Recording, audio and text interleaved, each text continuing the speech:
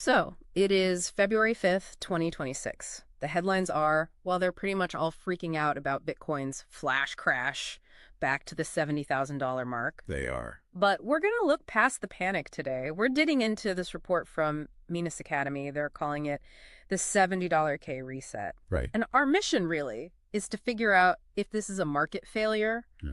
or if it's more of a calculated cleanup. What's fascinating to me is the sheer volume of that cleanup. I mean, we're talking $775 million in liquidations. Wow. Just boom, hitting the market almost all at once. Now, if you're just watching the price ticker, that looks like a total collapse. Of course. But if you look at the plumbing of the system, it's a really violent but necessary purging of these high leverage positions. It's the market's way of just removing the gamblers. to people who are overextended. Exactly. Right. Which, counterintuitively, actually makes the floor more stable for everyone else. Okay, I hear that healthy correction narrative a lot, but let's be real for a second. If nearly $1 billion gets wiped out in a few hours, doesn't that mean the foundation is just incredibly brittle? That's a fair challenge. It really is. Why should anyone trust that the 200-week moving average is going to hold when you see red candles that aggressive? Well, the reason that specific average is like the line in the sand for institutions is that it represents the entry price for the most disciplined capital out there. Right, the long-term players. Yes. And historically, when we stay above that line, we're in a structural bull market, regardless of the daily noise. The MINAS analysis points out that we haven't even poked through that support. So the smart money isn't even flinching. They're not looking at the $70,000 price tag. They're looking at the fact that the long-term trend is completely intact. Okay, so speaking of smart money, let's talk about the irony here.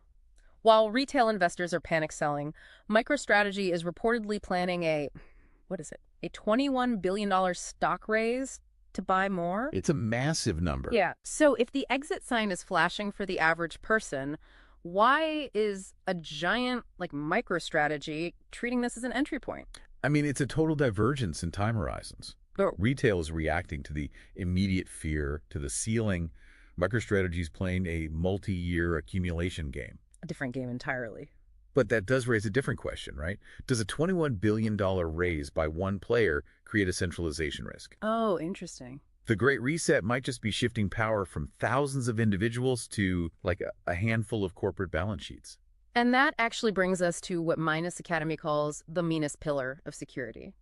Their argument is that at this price point, the biggest risk isn't the dip. No, not at all. It's the convenience tax of where you're holding your assets. Leaving your crypto on an exchange right now is, well, it's an existential risk. Exactly. When markets get this shaky, platform stability is the first thing to go. Yeah. If you aren't practicing self-custody, holding your own keys, you're basically just a line item on a spreadsheet that could be frozen. Or hacked. Or hacked, during a period of high traffic. Yeah. We're at a point where the risk of an exchange glitch just outweighs any benefit of being able to trade quickly. So stop checking the price every hour and start checking your wallet type. Yes.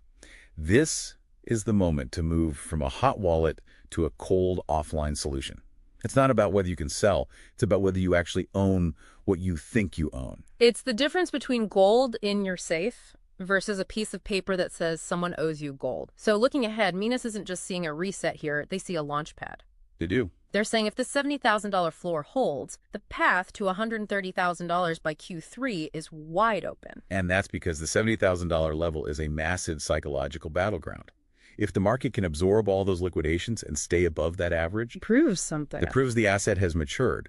We're moving from a market driven purely by hype to one driven by real institutional strategy. So the takeaway here is that volatility is a tool, not just a threat. This great reset is a signal to maybe stop gambling on the hourly charts and start focusing on a long-term security strategy. Ownership is the only real hedge against volatility.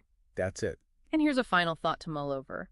If Bitcoin really is digital gold, why do so many of us treat it like a lottery ticket the second the price dips? And more importantly, if you aren't holding your own keys, do you actually own the gold? Or are you just holding a promise that could be